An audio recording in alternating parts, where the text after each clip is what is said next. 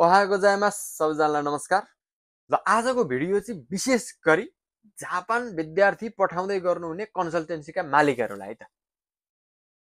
कन्सल्टेन्सीका एजेन्टहरूलाई, कन्सल्टेन्सीका मालिकहरूलाई जो हुनुहुन्छ त्योसँग सम्बन्धित सम्पूर्णको लागि यो भिडियो प्रस्तुत गर्दैछु।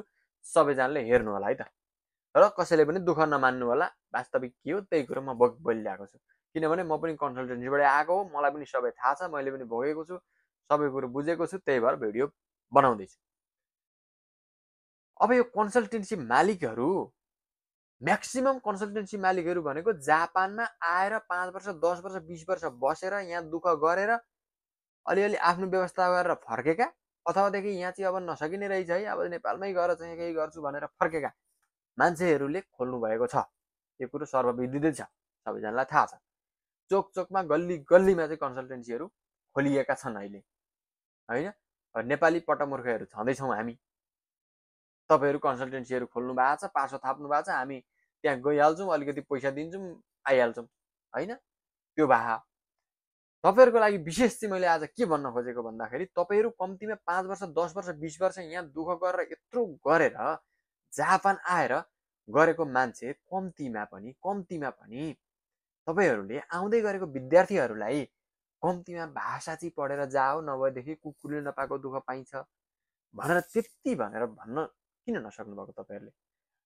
कि आफूले पहिला जस्तो दुःख पाएको थियो त्यसै गरी पाउन् होइन। नेपाली दाजुभाइ दिदीबहिनीहरूले पनि भन्ने लाग्छ तपाईँहरूलाई। अर्को कुरो, ल भाषा त अब पढे ठिकै छ, ल त्यतिसम्म तपाईँहरूले भनिदिनु भएन, भनिदिनु होला अबदेखि। त्यो चाहिँ हुँदै नहुने काम गर्नुभयो तपाईँले, त्यो जसरी नि तपाईँहरूले भन्नु पर्थ्यो। अनि अर्को कुरो, एउटा कुरो त्यो भयो।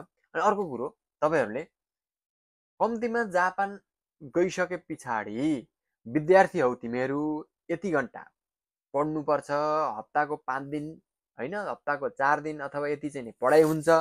त्यति समय तिमीहरूले पढेर फाल्टो समय निकालेर काम गरेर आफूलाई खाना पुर्याएर कलेज फी पुर्याएर नेपाल पैसा पठाउनु पर्छ।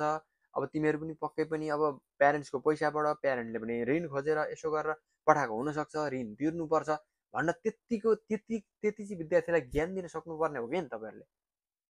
अनि त्यस्ता कुराहरू गर्नुपर्छ, विद्यार्थीहरूलाई चाहिँ मोटिभेट त्यताबाट लाउनुपर्छ कि अनि ल विद्यार्थी तिमीहरूको सिओई आयो ल भनेर आकाशै पुरै खसेर 5 करोडको चिट्ठै परे जस्तो होइन।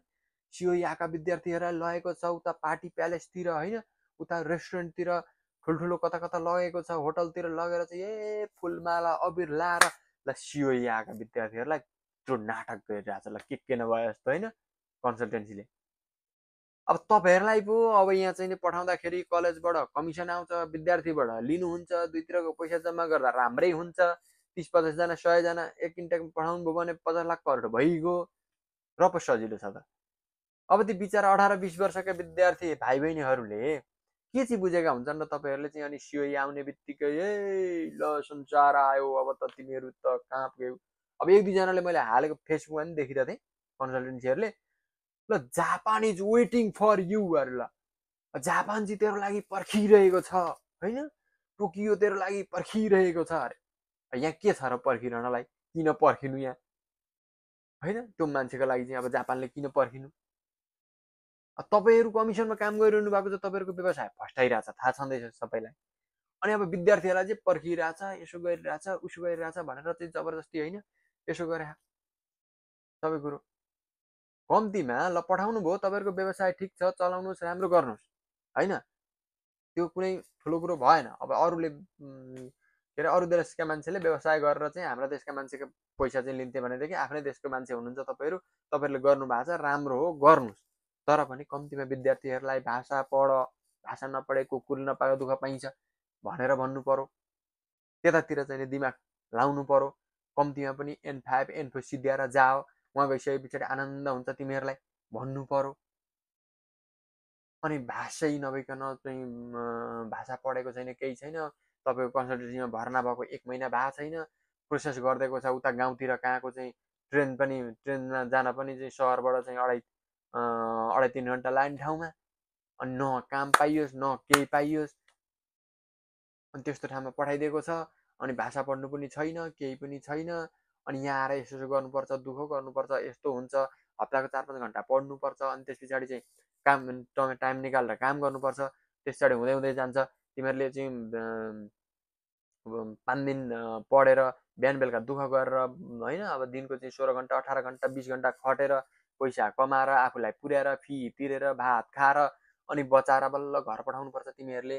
तिमीहरूले त्यसो गर्नुपर्छ, दुःख गर्नुपर्छ, धेरै दुःख हुन्छ, यस्तो हुन्छ होइन, भाषा पढ्यो भने सुख हुन्छ भनेर त्यसरी चाहिँ दिमागमा चाहिँ पुरै एउटा क्लास दिएर दिमागभरि यस्ता कुराहरू होइन भरेर त्यो 18-20 वर्षका बिचरा भाइ बहिनीहरूलाई त्यसो गर्नुपर्छ कि। अनि तपाईँहरूले चाहिँ के नभए जस्तो अब उनीहरू चाहिँ बुर्कुसी छैन खुट्टा होइन, भुइँमा खुट्टा छैन, मेरो सियो याद छ भने याद छ, के नभए जस्तो लाग्छ कि अब चाहिँ होइन। अब परराष्ट्रमा अफिसरमा नाम निक्लेको छ, अनि इन्सपेक्टरमा नाम निक्लेको छ होइन, अथवादेखि चाहिँ अब अमेरिकाको डिबी परेको छ, 5 करोडको चिट्ठाई परे जस्तो होइन। त्यस्तो भएर चाहिँ सिओ आउने बित्तिकै फुलमाला अबिर गरेर यो दुनियाँ नाटक तपाईँहरूले चाहिँ गर्नु नहुने काम गरिरहनु भएको छ। तपाईँहरूले आफू पनि दिमागमा राख्नुहोस् है। अनि अब कस्तो दुःख गरेर चाहिँ बाबुआमाहरूले चाहिँ अब फी तिर्ने, यता गर्ने उता गर्ने भन्ने व्यवस्था गरिरहेको हुन्छ अब त्यति भइसकेपछि। अनि त्यस पछाडि चाहिँ उता फेरि ल आज फी तिर्नु पर्यो, नभएदेखि भोलि त पैसाको रेट बढ्छ घट्छ भनेर लगाइदिएर फोगटमा चाहिँ त्यो परिवारलाई टेन्सन, प्यारेन्ट्सलाई यति समय छ, यति समयभित्र तपाईँले तिर्दा हुन्छ, यो बढ्न पनि सक्छ घट्न पनि सक्छ, तपाईँको जिम्मा भनेर राम्ररी बुझाइदिँदा हुँदैन तपाईँहरूले। अनि ल अन द स्पोट फोन गरिरहेको छ अब चाहिँ प्यारेन्ट्सहरूलाई, अनि त्यो गरिरहेको छ। अनि यो तपाईँहरूको चाहिँ एकदम यो चाहिँ नैतिकता चाहिँ यो पतन भएको म देखिरहेको छु। व्यवसाय गर्नुहोस् राम्रो हो, तर विद्यार्थीहरूलाई कम्तीमा पनि तपाईँहरूले भाषा पढ्ने र यहाँ गएर चाहिँ कतिको दुःख हुन्छ, के गर्नुपर्छ भन्ने कुराहरू चाहिँ कम्तीमा यति चाहिँ ज्ञान दिएर मात्रै तपाईँहरूले चाहिँ विद्यार्थीलाई पठाइदिनु होला। कृपया तपाईँहरूलाई अनुरोध छ, मेरो अनुरोध छ। त्यसो गरिसकेपछि नेपाली दाजुभाइ दिदीबहिनीहरूले पक्कै पनि कहिले पनि दुःख पाउने छैनन्। तपाईँहरूकै कारणले गर्दाखेरि चाहिँ तपाईँहरूले गाइड चाहिँ राम्ररी नगरिदिएको कारणले गर्दाखेरि दुःख पाएर रोएर यहाँनिर चाहिँ नेपाल फर्किनुपर्ने अवस्था पनि आएको छ। त्यसकारण तपाईँहरूलाई विनम्र अनुरोध छ, कन्सल्टेन्सी मालिकहरूलाई विनम्र अनुरोध छ। फेरि पनि म तपाईँहरूलाई एकदमै मनैदेखि अनुरोध गर्न चाहन्छु, यसरी तपाईँहरूले कृपया नपठाइदिनुहोस्। कम्तीमा पनि नर्मल यहाँ आएर पाउने दुःखहरूको बारेमा त्यहीँनिर जानकारी गराएर भाषा पढाएर अनि मात्रै तपाईँहरूले चाहिँ पठाइदिनु होला भन्दै आजको भिडियो यही अन्त्य गर्दछु। हस्त सबैजनाको जय होस्।